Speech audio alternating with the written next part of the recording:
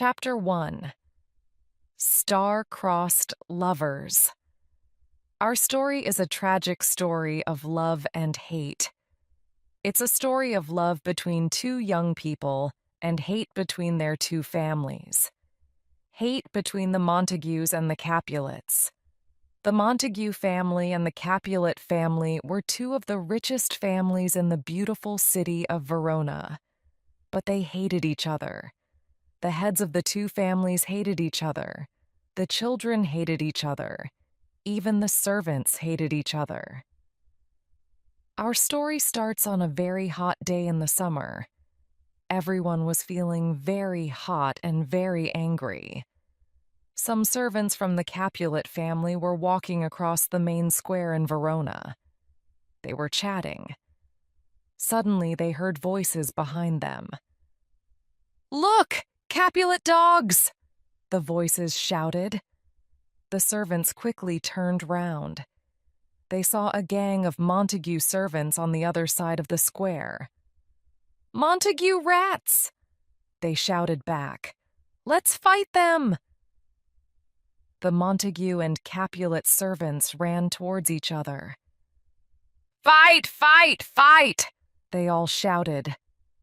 The good people of Verona were all very afraid. Children stopped playing and ran away. People ran into their houses and closed their doors and windows. At that moment, a tall young man came into the square. The young man was Benvolio, Lord Montague's nephew. He hated the fighting between the Montague and Capulet families. He didn't like trouble. "Stop fighting!" Benvolio shouted. "Stop now!" The servants stopped fighting for a moment, but soon started again. Suddenly, Benvolio saw another young man run into the square. "Tybalt!" Benvolio shouted to him. "Help me to stop this fight! Help me to keep the peace!" But Tybalt was an angry young man, and he loved fighting. "Do you really think I'll help you to stop this fight?" Tybalt replied. "No way! I'm a Capulet. You're a Montague. There can be no peace between us." Tybalt pulled out his sword and attacked Benvolio. The two men started fighting like dogs. Soon, more and more people came into the square to fight. Fathers and sons were there. Brothers and cousins were there. Servants and their lords were there. The noise of the fighting was terrible. "Oh, not again," said one old man. "I hate all this fighting. I'm going to find the prince. Perhaps he can stop them." He left the square to find the prince. When he arrived at the palace, he asked to see the ruler of Verona. "I need to speak to Prince Aeschylus immediately," he said. The prince soon arrived. "What is it, old man?" he asked. "Come quickly, my lord," said the old man. "The Montagues and Capulets are fighting in the streets again. Please stop them." The prince called his soldier. "Get my horse and come with me," he shouted. The prince and his soldiers went quickly to the square. The Montagues and the Capulets were still fighting when the prince arrived in the square with his soldiers and their horses. The sound of the horses was very loud. The prince was very angry. "Stop this now!" he shouted. "This is the third fight between Montagues and Capulets this summer. This fighting must stop. The people of Verona are afraid and unhappy." Then the prince made a terrible threat. "If there is another fight like this, you'll die." Everybody stopped fighting. The prince called the heads of the families. "You, Capulet, come with me. Montague, I'll speak to you later. Everybody else, go home, or I'll kill you all." The prince turned away with his horse and left the square. Lord Capulet followed him. Tybalt called his servants and went home. When the square was empty, Lord Montague called Benvolio. "How did the fight start?" he asked. "It was the servants at first," said Benvolio. "I tried to stop them, and when Tybalt arrived I asked him to help me. But he wanted to fight too, and he attacked me." "But where's my son?" said Lord Montague. "Where's Romeo?" "He wasn't at the fight," Benvolio explained. "I saw him walking this morning, but he wanted to be alone. I don't know why." "Yes, he seems sad," Lord Montague replied. "I don't know what the problem is. I've tried asking him, but he doesn't want to tell me." "I'll talk to him if you want," said Benvolio. "I'll ask him." "Thank you. That's a good idea. Look, here comes Romeo now.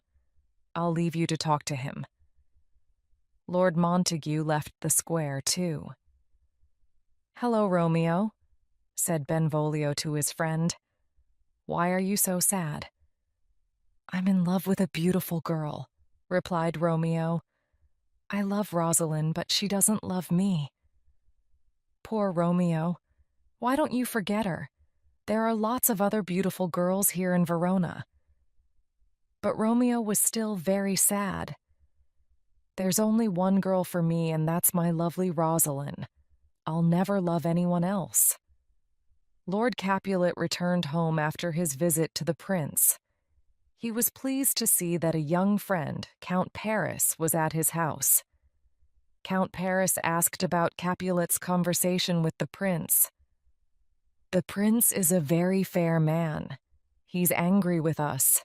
He's angry with the Montagues, too. He's angry with all of us, and he's right," said Lord Capulet. "Lord Montague and I must learn to keep the peace. It's easy for us old men, but it's difficult for the younger ones." The two men went for a walk in the garden. Count Paris wanted to talk to about Capulet's daughter. "Have you thought about me and Juliet?" "I still want to marry her," he said. "My answer is still the same, sir. My daughter is only 13, so she's still very young. But perhaps there's a way. There's a party at my house tonight. Come to the party and meet her. You can talk to her and dance with her. If she likes you, then you can marry her." "Thank you," said Paris. "I'll come to your party. I'll see you tonight." Lord Capulet went back into the house. He called his servant and gave him a list of names. "We're having a party tonight. Here's a list of people. I want them to come to my party. Go and find them and invite them to my house. Tell them to come for dinner and a ball tonight." "Yes, my lord. I'll go immediately," the servant replied. The servant left the house but sat on the wall outside. "Help! What can I do?" he said to himself. "My lord doesn't understand, but I can't read this list. I can't read it all. I must find someone who can help me, someone who can read." At that moment, he saw Romeo and Benvolio, who were still talking in the street. The servant ran to them and said, "Please help me, sirs. Lord Capulet is having a party tonight. He wants me to invite the people on this list, but I can't read it. Can you help me?" Romeo took the piece of paper from the servant. He began to read Lord Capulet's list of names aloud. "Signor Martino and his wife and daughters, Mercutio and his brother Valentine, my uncle Capulet and his wife, my niece Rosaline, Signor Valentio and his cousin Tybalt." The servant was very happy. He thanked Romeo and then ran off to find the people on Lord Capulet's list. Romeo turned to Benvolio. "Did you hear what the servant said? Rosalind is going to the party. My beautiful Rosalind, my true love. I'd love to go, but what can I do? It's a Capulet party. I know, said Benvolio. But Benvolio was thinking. He wanted Romeo to forget Rosaline. He wanted Romeo to meet some other girls. Then he had a clever idea. Why don't you go to the party? He said to his friend.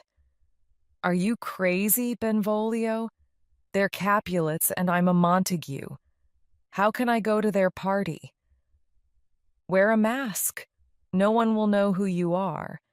Then you can see Rosaline and compare her to the other girls. Yes, that's a good idea. Then I can see my Rosaline. I'll go to Lord Capulet's party.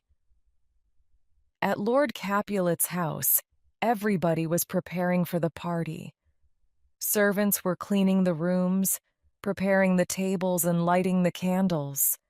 The cooks were making a fine dinner. Juliet, Lord Capulet's beautiful young daughter, was in her bedroom. Her nurse was helping her to dress for the party. Oh, I remember when you were just a little baby, she said. Just look at you now. You're a beautiful young lady in your beautiful dress. There was a knock at the door, and Lady Capulet came into the room. She studied her daughter. You're lovely, Juliet. Now that you're almost 14 years old, perhaps we should talk about marriage. How do you feel about getting married? Juliet was a bit surprised by her mother's question. Marriage is an honor, she said, but I've never thought about getting married. Why have you never thought about it? There are lots of married girls of your age in Verona. Some of them have children already. Lady Capulet stopped speaking for a moment. Then suddenly she said, Now that we're finally talking about marriage, I've got some news for you. Count Paris came to see your father today. The Count wants to marry you. What do you think about the idea? Juliet didn't answer. She was still a little surprised, but her nurse was very excited. My Juliet is getting married. Oh, you'll be so happy. Count Paris is a fine man. You'll have happy days and happy nights.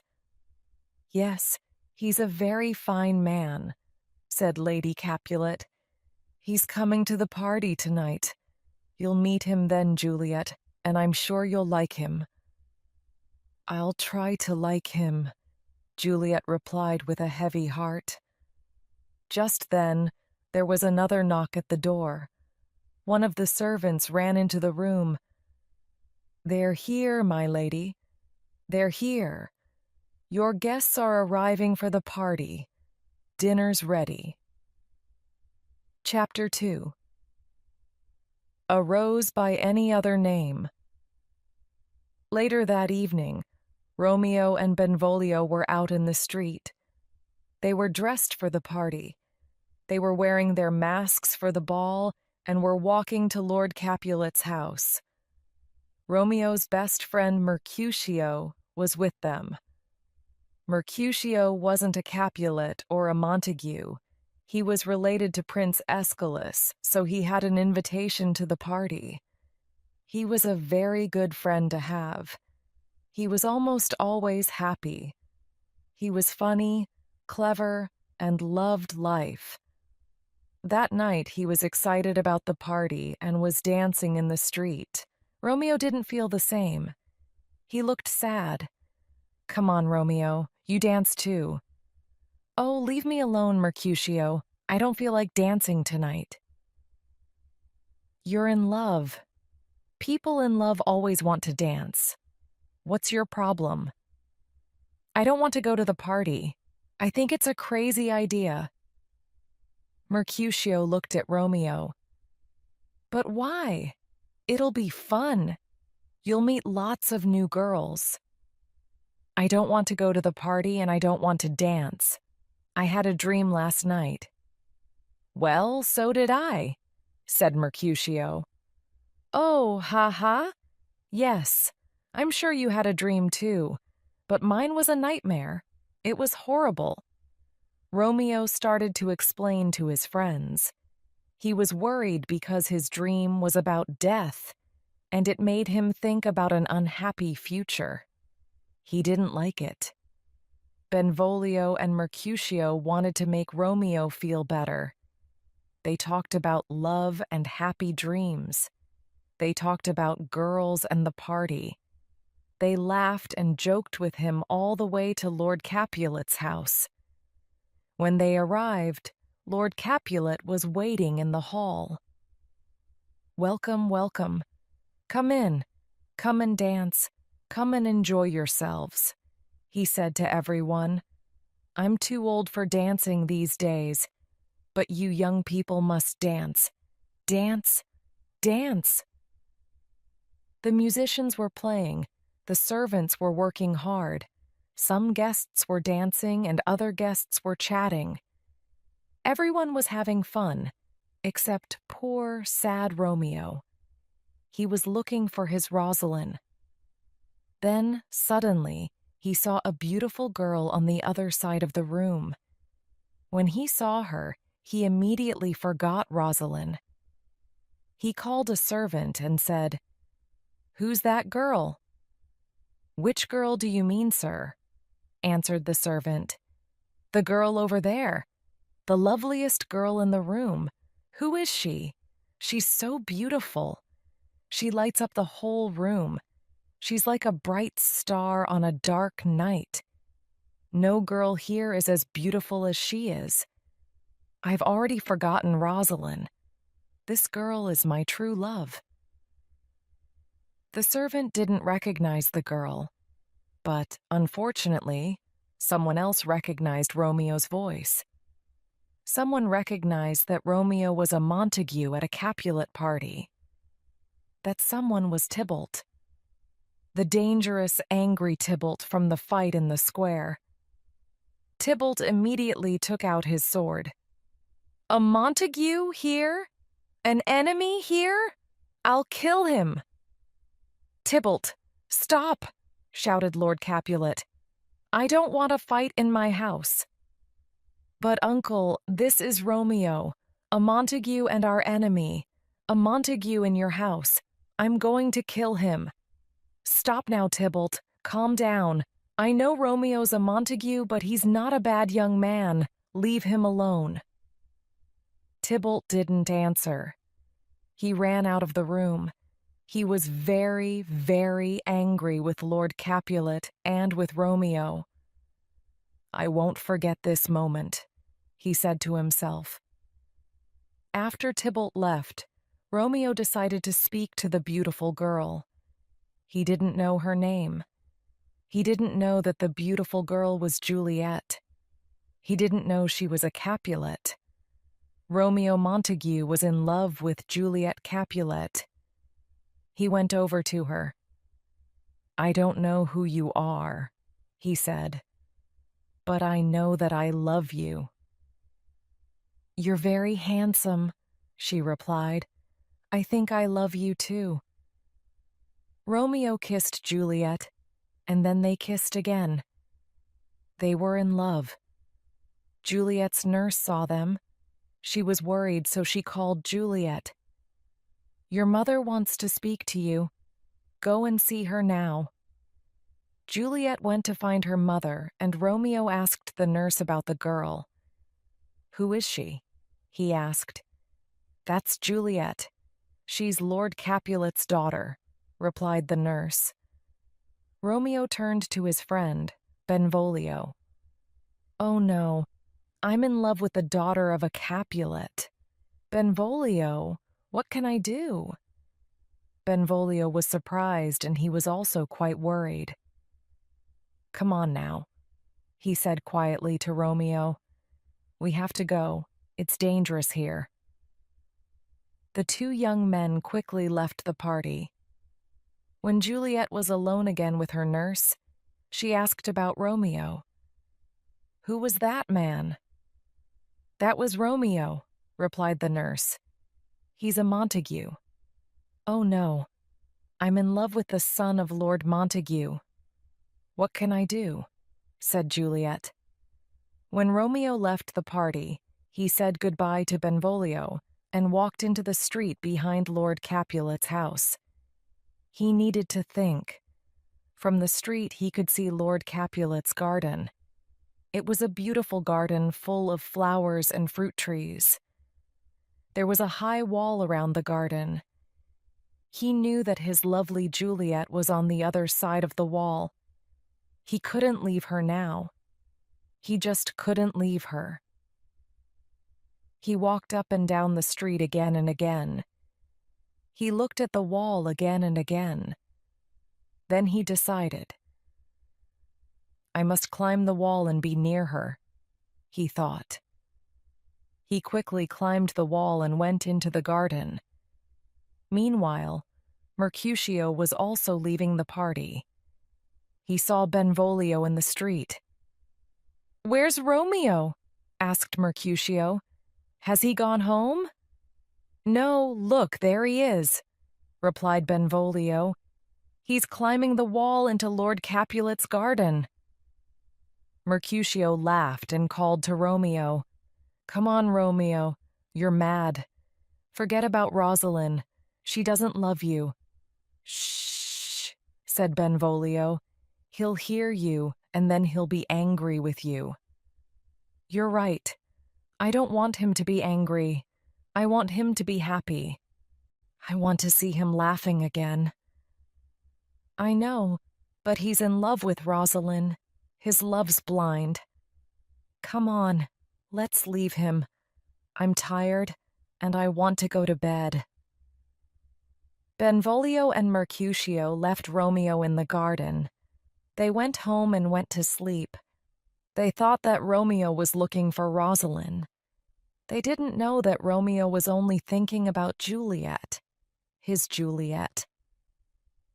Romeo walked around Lord Capulet's garden for a while. He was happy just to be near Juliet. Suddenly, he saw a light from a window in the house. He quickly hid behind a tree. He saw Juliet come out of her room. She stood on the balcony looking out at the garden. "Juliet, my Juliet," he thought. "She's so beautiful. She's as beautiful as the sun. This moon is nothing when Juliet's here because she's like the sun. Her eyes are like stars in the night. She's mine. She's my Juliet. She's my love." Juliet didn't know that Romeo was in the garden. She was thinking about her kiss with him. She loved him too. "Oh, Romeo, why are you a Montague? Why am I a Capulet?" she said aloud. "I'll change my name for you. My name means nothing to me now." Romeo heard Juliet. "Shall I tell her I'm here?" he thought. "Yes, I must." Romeo called to Juliet. "Juliet, I'm here," he said. "Who are you?" she answered. "I'm no one. I haven't got a name." But Juliet recognized his voice. "I know you. I know your voice. You're Romeo and you're a Montague." "What's a Montague? What's a Capulet? What's a name?" said Romeo. "Think about this. A rose is always a rose. If you give a rose a different name, it'll still smell sweet. Do you really want to change your name for me? I'll change my name for you, too." Romeo and Juliet talked and talked. They promised to love each other forever. "Marry me," said Romeo. "Yes," said Juliet. "But how? My family will never allow it." "I'll find a way," he replied. They talked some more. They talked all night. Suddenly, Juliet realized it was nearly morning. "You must go," she said. "It's dangerous for you here. I'm so sorry because I don't want this night to end."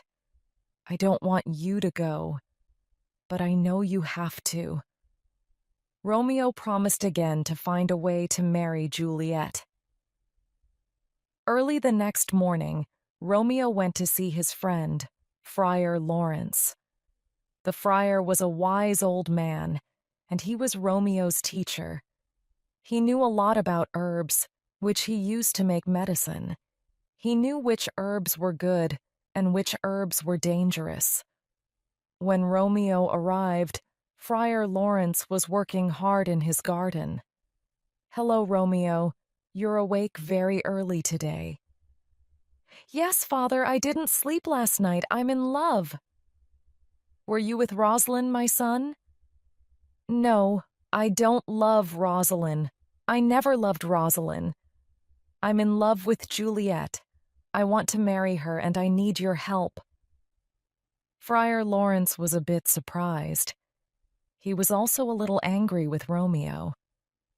"One minute you love Rosalind, the next minute you love Juliet," he said. "That's not right." Romeo explained his problem to the friar.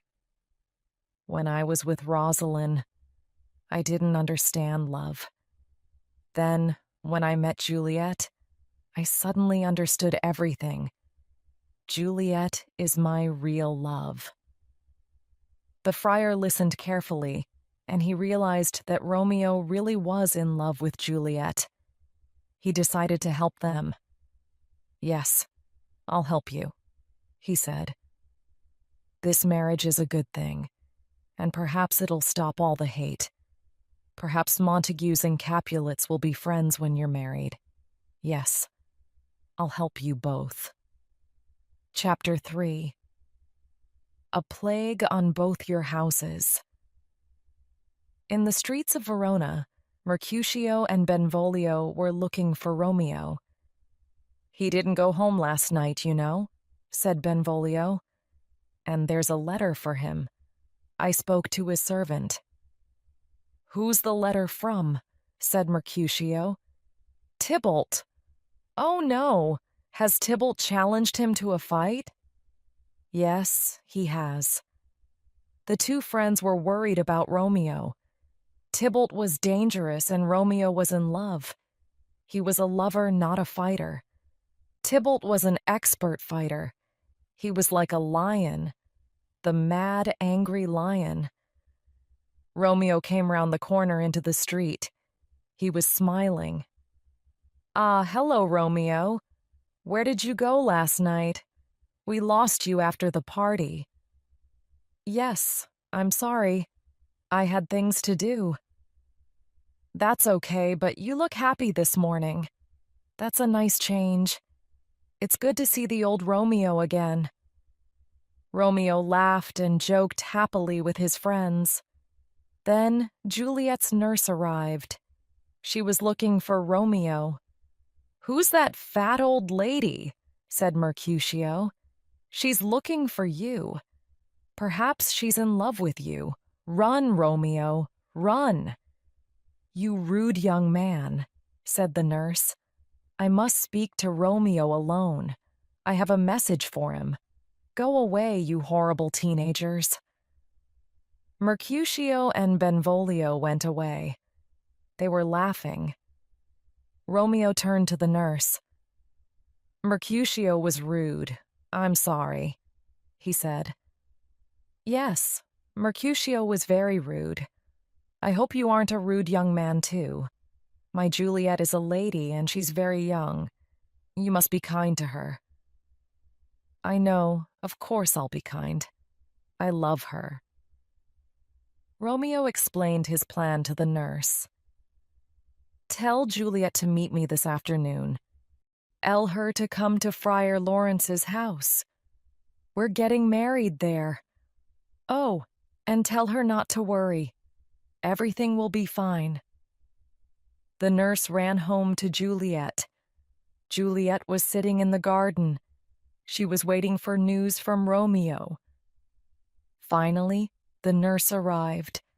"At last you're home," said Juliet. "What did Romeo say?" "Oh, I'm tired. replied the nurse. "And I've got a headache. Let me sit down for a minute."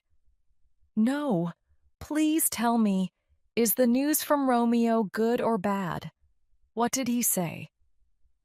The nurse sat down and said, "Well, I can see he's a handsome young man." "Yes, I know. He's very, very handsome. But tell me about our wedding." Finally, the nurse explained the plan and Juliet left immediately. She ran to Friar Lawrence's house without stopping. Meanwhile, Romeo and Friar Lawrence were waiting for Juliet. Friar Lawrence was talking to Romeo about love and marriage. He told Romeo to look after Juliet and to be a good husband. As soon as Juliet arrived, Friar Lawrence started the wedding. After a few minutes, Romeo and Juliet were married. It was a secret wedding, but they were still married. Then Juliet went quickly home because she didn't want her parents to find out about her wedding. She went home to wait for Romeo. Back in the streets of Verona, Mercutio and Benvolio were chatting. Benvolio was worried. It was another very hot afternoon and the Capulets were near. Benvolio didn't want any more fights. "Come on, Mercutio," he said. "It's dangerous here. Let's go home." "Are you afraid to fight?" Mercutio asked. "Anyway, it's too late. The Capulets are here now." At that very moment, Tybalt came into the street with his Capulet friends. He wanted a fight. "Where's Romeo?" he said. "I want to speak to him." Mercutio and Tybalt started to argue, and Benvolio tried to stop them. He was afraid of the prince, and he didn't want another big fight in the street. Mercutio and Tybalt didn't listen to him. They continued to argue. Suddenly, Romeo walked round the corner into the street. Tybalt saw him and forgot all about Mercutio. "Romeo, you're a Montague! I'll kill you!" shouted Tybalt. But Romeo didn't want to fight. He especially didn't want to fight Tybalt, because Tybalt was Juliet's cousin. "No," said Romeo. "I can't explain, but you must try to understand. I love all Capulets now. I don't want to fight you." Mercutio was very angry with Romeo. He didn't understand. "You're afraid, Romeo. You're afraid to fight. You're afraid of Tybalt. Get out of my way. I'll fight Tybalt. I'll kill the rat." Tybalt and Mercutio started fighting. Tybalt was a better fighter than Mercutio. Romeo tried to stop them, but it was too late. Mercutio fell down. "I'm hurt," he shouted. "I'm hurt." Tybalt saw him fall and ran away. "Tybalt's killed me," said Mercutio. "He's killed me. Why did you try to stop the fight, Romeo? He killed me when you tried to stop us. It's your fault. A plague on the Montagues, a plague on the Capulets, a plague on both your houses. I'm a dead man." "I'm sorry," said Romeo. "I'm so sorry. I only wanted to help." But Romeo and Benvolio knew it was too late. Mercutio died. Suddenly, Tybalt came back into the street. "You've killed Mercutio!" shouted Romeo angrily. "And now I'm going to kill you." Romeo was furious and attacked Tybalt. There was nothing Tybalt could do. Romeo killed him. "Oh no, he's dead!" cried Benvolio. "Run, Romeo, run! The prince is coming! He'll kill you if he finds you here!" Romeo ran away. Prince Aeschylus soon arrived in the street. Lord and Lady Montague and Lord and Lady Capulet were with him. I've heard Mercutio is dead. They say that Tybalt killed him. But who's Tybalt's killer? Asked the prince angrily. Benvolio explained. He told the story of the fight to everyone. The prince listened carefully, but Lady Capulet was angry and didn't believe the story. Romeo killed Tybalt, she said, and Tybalt was a Capulet. Tybalt was my nephew. Romeo's a Montague, and so he must die. No, said Lord Montague. Romeo was Mercutio's friend. He killed Tybalt because Tybalt was Mercutio's killer. Romeo didn't start the fight. The fight was Tybalt's fault. Stop this, said the prince. I understand everything. My soldiers won't kill Romeo, but I'll send him away. Romeo must leave Verona immediately, and he must never come back. Do you understand? Romeo must leave Verona forever. Juliet was waiting for Romeo at home. She didn't know about the fight. She didn't know that Mercutio and Tybalt were dead. Then, her nurse came into the room, crying. "What's the matter? Why are you so unhappy?" said Juliet. "He's dead," said the nurse. "He's dead." "What do you mean? Is my Romeo dead? How did it happen?" "No, not Romeo. Romeo's not dead," the nurse replied. "But he killed Tybalt. Tybalt's dead, and Romeo killed him." Juliet was very angry with Romeo because Tybalt was her cousin. Then she remembered the prince's threat. "But the prince will kill Romeo now," she cried. So the nurse explained. "No, the prince won't kill Romeo, but he has sent Romeo away. Romeo must leave Verona and he can never come back." Juliet cried and cried. "But he's my husband. I can't live without him. I'll kill myself. I must be with him." The nurse was frightened by Juliet's words. "No, no," she said. "I'll find Romeo, I promise. I'll find him and bring him here to you." "Give him this ring," cried Juliet. "Tell him I still love him." The nurse went out into the street to look for Romeo. After the fight, Romeo ran to Friar Lawrence's house. Friar Lawrence told him about the prince's decision. "You must leave Verona," said the friar, "and you can't come back. If you come back, the prince will kill you." Romeo was very unhappy. "How can I leave Verona? How can I leave my Juliet?" he cried. "Without Juliet, I want to die." Suddenly, they heard someone outside. "Quick, hide," said the friar. Romeo ran to the friar's study and he hid behind the desk. There was a knock at the door. The friar went to the hall and opened the door. Juliet's nurse was there. "Where's Romeo?"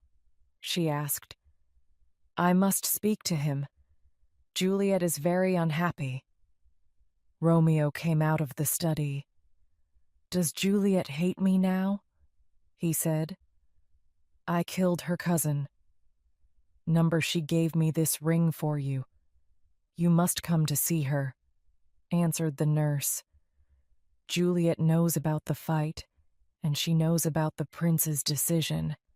She knows you have to leave Verona. She's crying and crying, but she can't live without you. She says she wants to die. You must go and see her."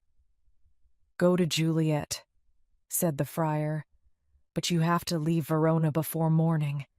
It's too dangerous for you to stay here.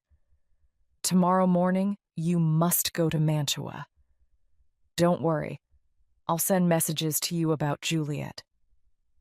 Romeo and the nurse ran to Lord Capulet's house. Romeo climbed the wall into the garden, and then he climbed to Juliet's balcony. Romeo and Juliet spent their sad wedding night together. Chapter 4. It was the nightingale. That same evening, Lord and Lady Capulet were downstairs talking about Juliet. Count Paris was with them, and they were making plans. "She's crying and crying," said Lady Capulet. "I don't know what to do. She's so unhappy about Tybalt." "She must get married," said Lord Capulet. "The wedding will make her happy again. Then she'll forget about Tybalt. Let's have the wedding on Thursday." Count Paris and Lady Capulet agreed. "I'll tell her tomorrow," said Lady Capulet.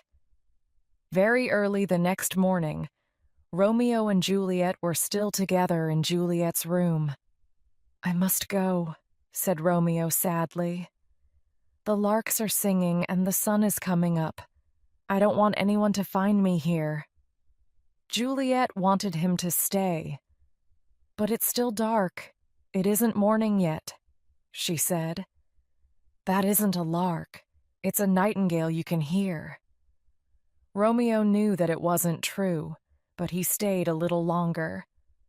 Then Juliet's nurse arrived. "You must go. Go quickly," she said. "Lady Capulet's coming." Romeo kissed Juliet for the last time. He climbed out of the window and started his long, sad journey to Mantua. Lady Capulet came into Juliet's room. "How are you, Juliet?" she said. "I'm not well, Mother," Juliet replied. "Are you still crying about your cousin Tybalt?" "Well, stop crying about him. Romeo, his killer, is still alive. It's better to cry about that, don't you think?" "I want Romeo to die. I want someone to poison him," Juliet lied to her mother. "Well, you find the poison and I'll find the man to do it," said Lady Capulet. "Anyway, stop crying. I've got some good news. You're going to marry Count Paris on Thursday." "No, no," said Juliet. "I can't. I won't. I'm too young to marry Paris. I don't know him. I don't like him. I'd prefer to marry Romeo, and you know how much I hate him. I'll marry Romeo before I marry Paris." Lady Capulet was very angry. She called Lord Capulet, who was very angry too. Juliet cried and cried. She argued with her parents, but they didn't listen. "You'll marry Paris on Thursday. That's my final word," said Lord Capulet, and he left the room. "Oh, please, Mother, help me," said Juliet.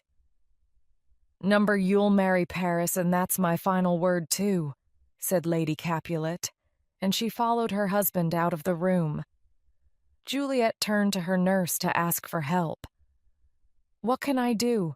she said. "Marry Count Paris, of course," said the nurse. "Forget Romeo and listen to your father. Paris is a lovely man, and he'll be a better husband than Romeo." Juliet realized that the nurse wasn't her true friend anymore. "I can't trust her," she thought. "I have to speak to Friar Lawrence. He'll help me, and if he can't, I'll kill myself." Juliet went to see the friar. When she arrived, Count Paris was there. He was talking about his wedding.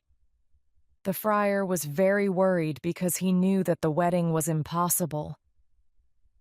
"I don't think this wedding is a good idea," he said to Count Paris. "You don't know Juliet very well. You need more time." But Count Paris was sure. He wanted to marry Juliet on Thursday. He looked at the friar and at Juliet. "I'll leave you two to talk about the wedding," he said happily. When Friar Lawrence and Juliet were alone, they talked about the problem of the wedding. "You must help me," said Juliet. I don't know what to do. I can't live without Romeo. I must be with him." "I think I can find a way," replied the friar. "Listen carefully while I explain." The friar told Juliet his plan. "You must be very brave. You must go home and prepare to marry Count Paris. Say that you're happy to marry him now. I'll make a special potion for you. Drink it on Wednesday evening. When you drink it, you'll go into a deep sleep, and you'll sleep for 42 hours. Your body will be cold, so everyone will think you're dead. Your family will find you in the morning, and they'll take your body to the church. They'll put you in the family vault. I'll send a message to Romeo, and he'll come to meet us. When you wake up, Romeo and I will both be there beside you. Romeo will take you to Mantua." "That's a very good plan," said Juliet. "Give me the potion. My love for Romeo will make me brave, and I'll drink the potion on Wednesday night." "Good," said the friar. "I'll send a message to Romeo with my friend, Friar John." Juliet took the bottle and ran home happily. Back at Lord Capulet's house, everybody was very busy. They were all preparing for the wedding.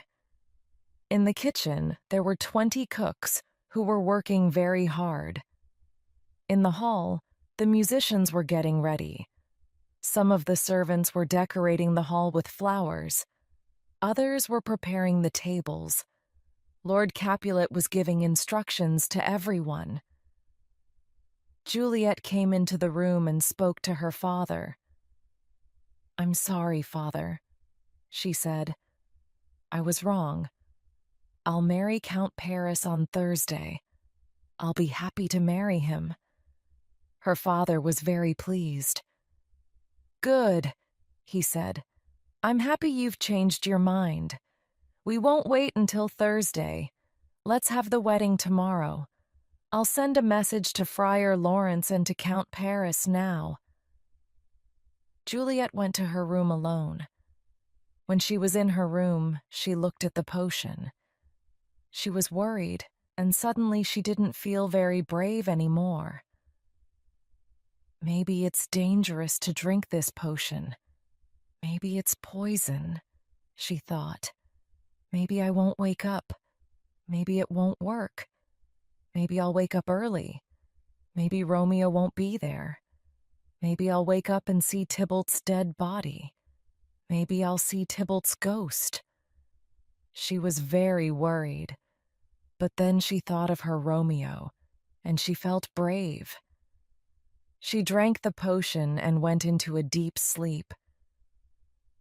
The next morning, everything was ready for the wedding. Lord Capulet called Juliet's nurse. "Where's Juliet?" he asked. "She's late. Go and wake her up." The nurse went to Juliet's room. "Wake up, Juliet. Come on, wake up, you lazy girl. You're very slow this morning." The nurse touched Juliet's hand. It was cold as death. "She's dead, she's dead," the nurse cried. "My lord, my lady, my Juliet is dead." Lord and Lady Capulet ran to Juliet's room. "What's all this noise?" they shouted. Then they saw Juliet. "Oh no, my beautiful daughter is dead," cried Lady Capulet. "Her hands are cold. Her face is cold." "There's no life in her," cried Lord Capulet. At that moment, Friar Lawrence and Count Paris arrived. "Is Juliet ready to go to church?" asked the friar. "She's ready to go, but she'll never come back. Juliet's dead," replied Lord Capulet. "This is the worst day of my life. It won't be a wedding now. It'll be a funeral. This terrible day, this horrible black day," said his wife. Count Paris was very shocked. and Juliet's nurse just cried and cried. Friar Lawrence spoke to everybody. "Juliet's now in heaven," he said. "Stop crying. She'll be happy there. Let's take her to the church and let's put her into the family vault." "Yes," said Lord Capulet. "Bring the wedding flowers. Put them with her. They'll be her funeral flowers. Take her to the church." They took the sleeping Juliet away. That morning, Romeo was waiting in Mantua. He was waiting for news about Juliet. He saw his servant arrive and ran up to him. "What's the news? How's Juliet? How's my mother?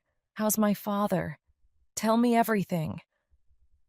"I have terrible news, my lord," said the servant. "Lady Juliet is dead. I saw her body with my own eyes. They've put her in the family vault." "That can't be true. No, I don't believe it. Go and get my horse. I'll go to Verona immediately," cried Romeo. The servant left. "What can I do?" Romeo thought. "I can't live without my Juliet. I'll buy some poison and I'll kill myself. I'll be with Juliet in heaven tonight." Romeo knew a poor old man who was an apothecary. He ran to the apothecary's house to buy some poison. "I want to buy some poison from you," he said. "I know you've got some. Please let me buy it." "No," said the apothecary. "I can't sell poison to you. It's too dangerous. You know it's not allowed." Romeo saw that the old man was very poor.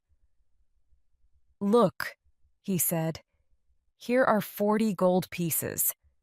If I give you this money, will you give me the poison?" The old man took the money. "I'm very poor," he said, "so you can have your poison. I don't want to give it to you, but that's a lot of money. The money will help my family." Romeo paid the apothecary, took the poison, and left Mantua. Chapter 5. With a kiss, I die. Back in Verona, Friar Lawrence was waiting for Friar John. He was waiting for news from Mantua. Finally, Friar John arrived. "Welcome home," said Friar Lawrence. "How was Romeo? Did you give him my message? Is he here yet?" "I'm sorry," replied Friar John. "I couldn't give him the message because I had some trouble on the way." "But why?" said Friar Lawrence. "What happened?" Friar John explained. "I stopped in a village near Mantua, but some people had the plague. No one could leave the village because the soldiers were stopping everybody. I never arrived in Mantua. I never saw Romeo." Friar Lawrence was very worried. "I must go to Juliet," he said. "She'll wake up soon and she'll be all alone. She'll be frightened. I must be with her when she wakes up. She can hide at my house until Romeo arrives." The friar ran to the church. Meanwhile, Count Paris and his servant were outside the church. Count Paris was leaving flowers for Juliet. He was very sad, and he wanted to be alone. "Give me some time alone with her," he said to his servant. "But tell me if you hear someone coming. I don't want anyone to see me here. I just want to be alone." The servant went away to watch. Suddenly he heard a noise, and he ran to Count Paris. "There's someone coming, my lord," he said. "Quick, hide," said the count. They hid in the dark, and they watched. Romeo and his servant were walking towards the church. They watched as Romeo gave his servant a letter. "Take this letter to my father tomorrow morning," said Romeo. "I'm very sad. I just want to die. Now go away. Leave me alone. I want to be with Juliet." Romeo's servant promised to leave, but he was worried about Romeo. He decided to wait for Romeo outside the church. He hid in the dark and waited. Just then, Count Paris came out of his hiding place. "Romeo, you're a dog!" he shouted. "You killed Tybalt! My Juliet killed herself because you killed Tybalt." "Leave me alone," said Romeo. "I don't want to argue with you. Can't you see I'm a desperate man? I don't want to fight with you. I just want to die. Go away." But Count Paris pulled out his sword and attacked Romeo. Count Paris's servant was frightened and he ran to find help. He ran to find Prince Aeschylus and the soldiers. Count Paris wasn't a good fighter, but Romeo was. It was an easy fight for Romeo, and Count Paris quickly fell. "I'm a dead man," he said to Romeo. "You've killed me. Please, put my body next to Juliet's. I loved her, and I want to be beside her." With these words, Paris died.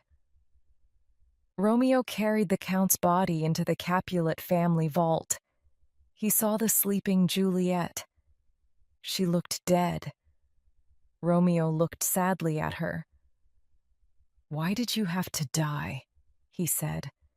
"You're so beautiful. Oh, my love, my wife. I can't live without you." Romeo drank the poison and he kissed his lovely Juliet. "With a kiss, I die," he said to her. Romeo fell down, dead. Friar Lawrence was running towards the church when he met Romeo's servant. "Is Romeo in there?" said the friar. "Yes," said the servant. "He's been in there for about half an hour." Friar Lawrence ran down the steps into the family vault. He saw Count Paris and Romeo dead on the floor. He couldn't believe his eyes. Then Juliet started to move. She was waking up. "Hello, Friar Lawrence," she said. "Where's Romeo? Where's my Romeo?" "Quick, let's go," said the friar. "I can hear someone coming. I'm sorry, but something terrible has happened. Romeo's dead, and so is Paris. But we must go quickly now. The soldiers are coming. We must go." "No, I can't leave," said Juliet. "You go." Friar Lawrence was frightened and ran away. Romeo's servant followed him. Juliet looked around the vault. She saw Romeo and she saw the empty poison bottle in his hand. "Without you, I want to die. Why didn't you leave any poison for me?" she said, picking up the bottle. "Perhaps if I kiss you, perhaps you'll have poison on your lips. Then I can die with your kiss." Juliet kissed Romeo. His lips felt warm, but there wasn't any poison left on them. Outside, the soldiers were coming closer. Quickly, Juliet took Romeo's dagger. She fell down onto Romeo's body. She was dead. 2 soldiers came into the vault. They were shocked when they saw the 3 young bodies. "Something terrible has happened here. Look outside. Find the killers," they shouted. Then the other soldiers arrived. They brought Friar Lawrence and Romeo's servant with them. "We found these 2 men outside," said one of the soldiers. "They were running away." "Good," said his friend. "Let's wait for Prince Aeschylus." A few moments later, Prince Aeschylus arrived. Lord Montague and the Capulets were with him. The prince looked at Friar Lawrence. "Tell us what happened here," said the prince. The friar told the prince and the 2 families the whole story. He told them about the two young lovers. He told them about the secret wedding. He told them about the sleeping potion.